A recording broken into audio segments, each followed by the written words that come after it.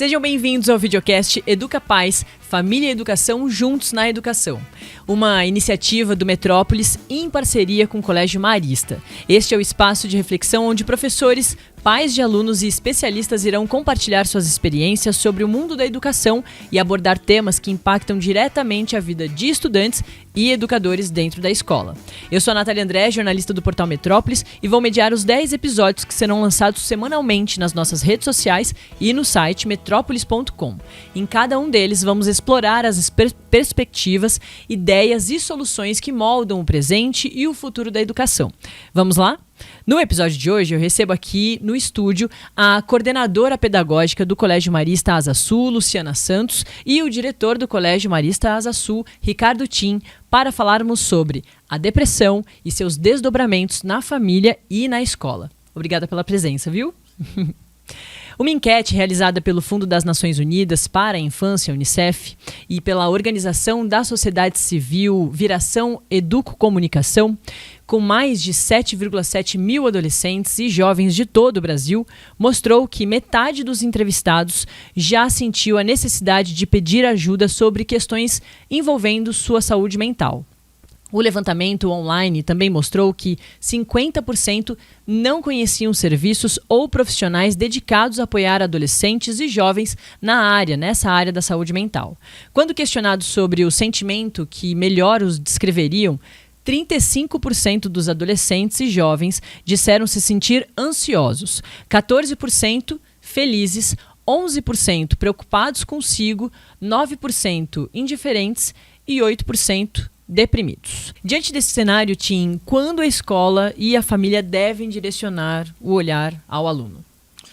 Primeiramente, precisamos entender na sociedade atual, contemporânea, os motivos que podem estar levando esses alunos a esse processo depressivo. É uma cultura de proteção excessiva, de evitamento das frustrações às crianças e aos jovens, e a questão da utilização em excesso de mídias sociais, que podem estar nos trazendo algumas coisas relacionadas a isso. As questões que nos trazem para a questão da depressão, elas são multicasuais, a gente não consegue definir de uma única maneira, mas elas podem estar sendo sinalizadas para a família e para a escola por um momento de isolamento, um momento de tristeza, um humor vazio, aquela criança que às vezes vai começar a apresentar medos excessivos em relação a algumas situações, a fobia social, a insônia. Então acho que esses são características que podem sinalizar para a família e para a escola de que essa criança está precisando de um olhar mais cuidadoso. E é interessante a gente considerar também que pesquisas indicam que a própria adolescência é um espaço de transformação, biológica, psicológica, social. Então, é um momento que a gente tem isso de uma forma mais intensa e ela é propícia a esse espaço mesmo desse processo, vamos dizer assim, de possibilidade de desenvolver uma depressão. Estudos também apontam que foi só a partir de 1960 que os estudos relacionados à depressão, à infância e à adolescência foram considerados dentro do processo de investigação. Então, se a gente olhar dentro de um processo de pesquisa, é recente, é isso que o Tim colocou. É um olhar que ele tem que ser macro, são comportamentos diversos, inclusive até agitação, agressividade. Então, são pontos de atenção que a gente precisa considerar, de observar realmente cada aluno para a gente ter certeza ali e indicar um processo de investigação. Tim? Isso é extremamente significativo.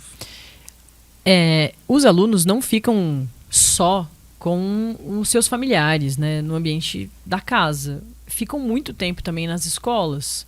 Imagino que cada vez mais, o Marista tem um monte de atividade, eles podem ficar ali o dia inteiro.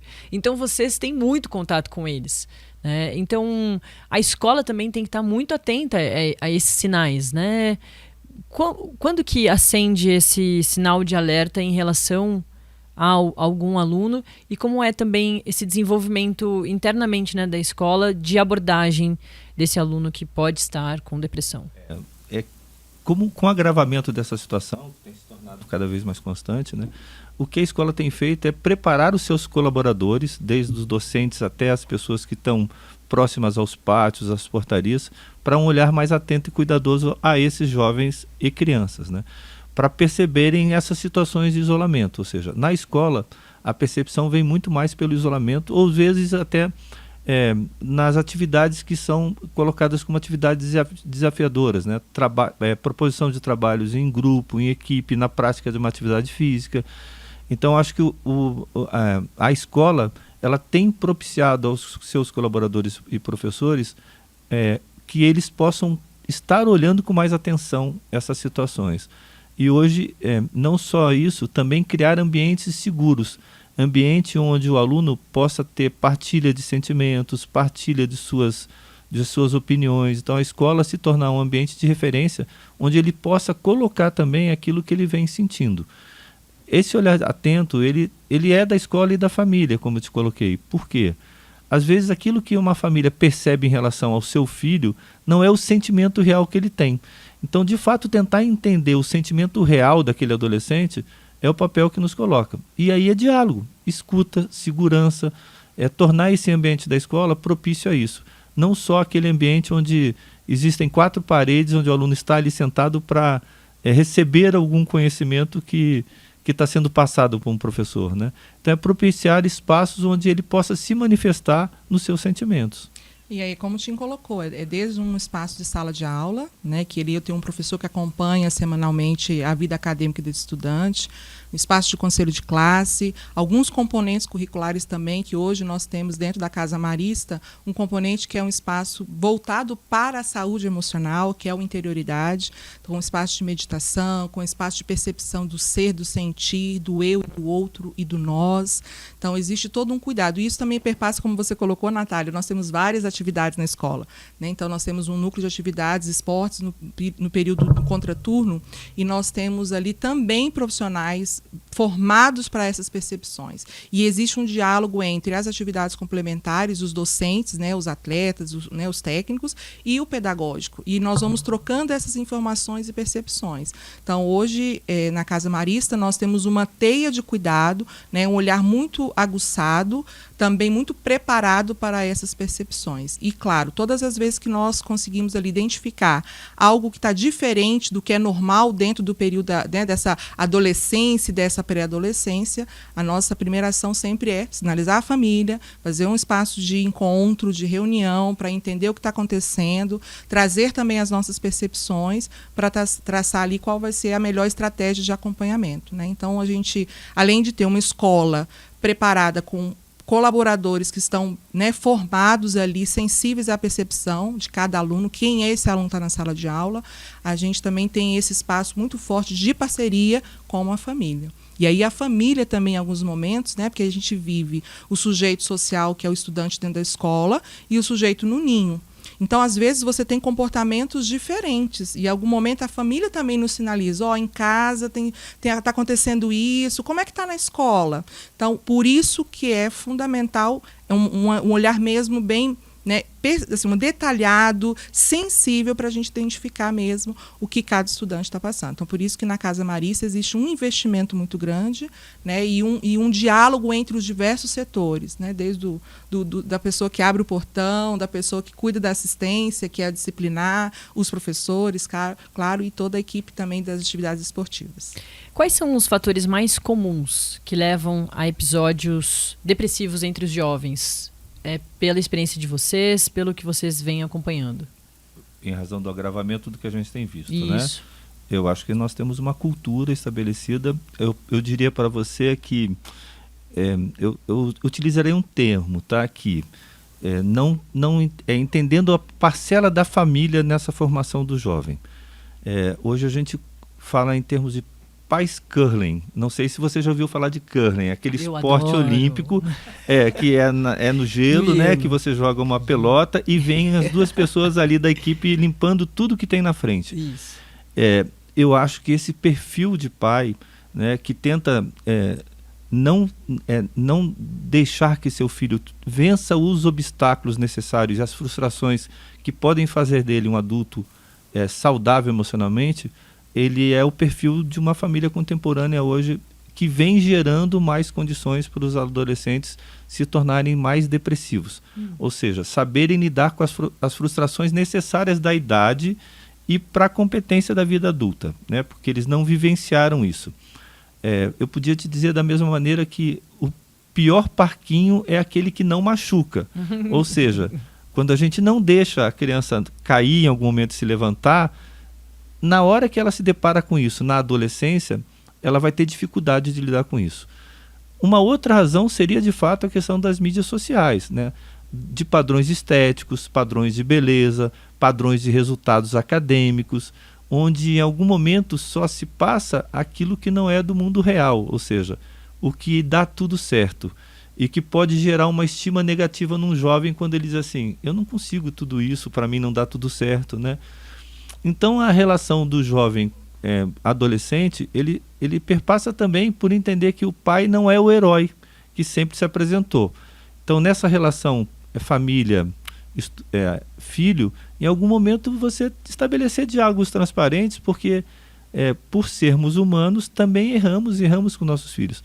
Então quando existe uma caminhada nesse sentido, você pode melhorar as questões da depressão. Eu acho que o agravamento no quadro depressivo vem muito da situação da cultura vivida hoje, né? E quando a Lu traz essa perspectiva da escola, de fato, hoje a escola tem que estar atenta às soft skills, né? Que são as competências socioemocionais, as human skills, treinar os professores para esse olhar, ter projetos que contemplem isso dentro da sua perspectiva de formação integral. E como escola marista, aí a gente tem um projeto sólido, por exemplo, na linha espiritual, que a gente pode falar das ações da pastoral dentro de uma escola, né, confessional. Então é essa perspectiva. Eu acho que assim, precisamos estar juntos, né, e talvez em algum momento nessa orientação aos pais de como eles precisam evitar que não deixem seus filhos caírem e se frustrarem, porque isso é necessário. E onde isso acontece? Na escola. Porque no núcleo familiar, a criança e o adolescente eles estão sempre protegidos. Na escola ele vai se deparar com os pares. E os pares não vão poupá-lo, né? Então, e lá não tem o pai.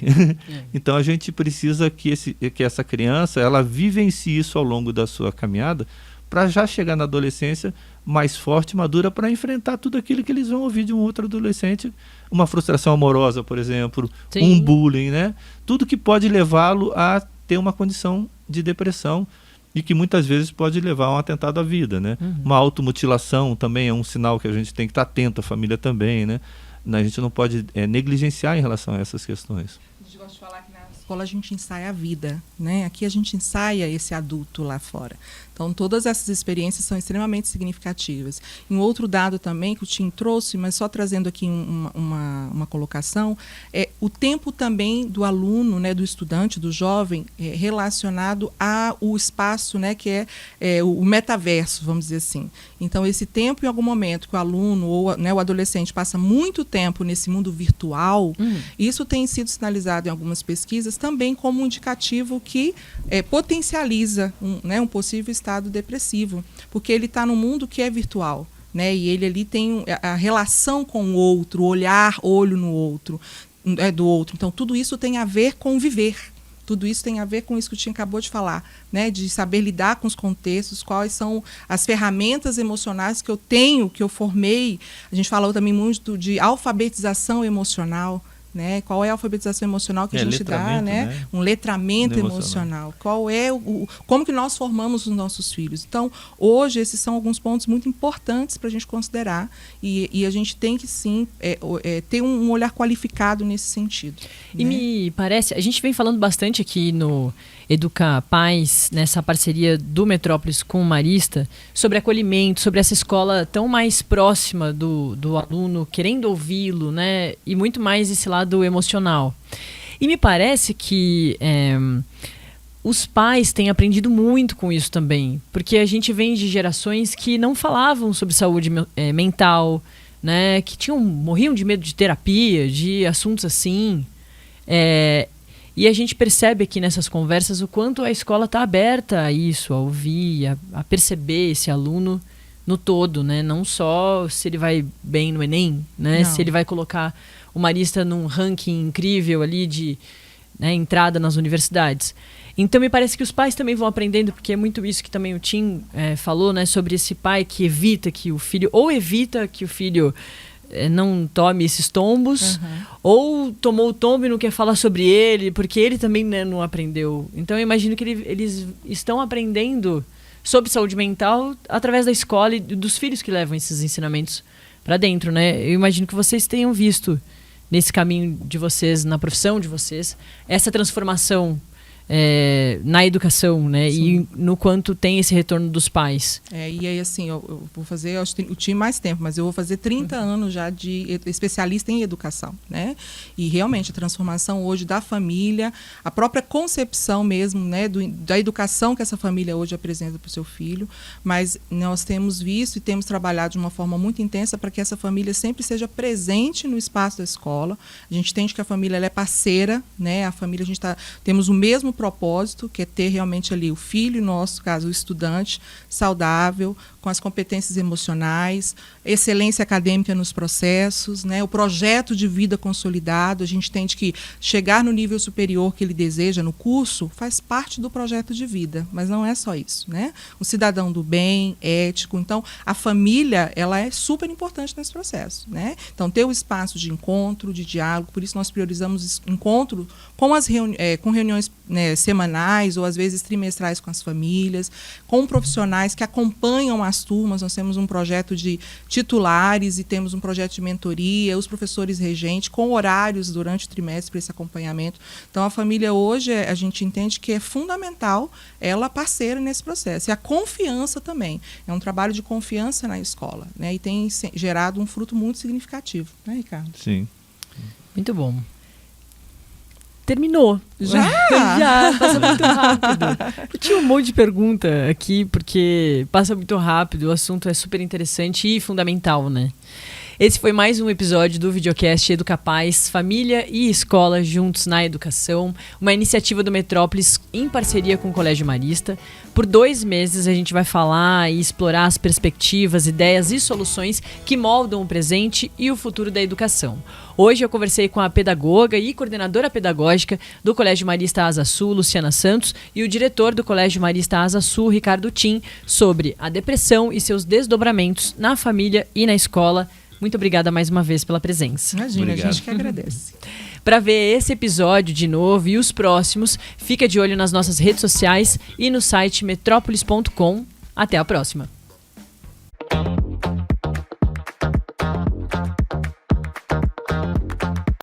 Enquanto a mente tenta explicar o mundo, o coração aproxima e acolhe. Quando a mente faz coisas que vão além da imaginação, o coração dá vida ao que estava escondido. Se a mente ajuda o corpo a ter disciplina, o coração faz tudo se mover em sintonia. Mas os resultados mais incríveis surgem quando os dois trabalham juntos. Colégios Maristas, mentes atuais, corações atemporais, matrículas abertas.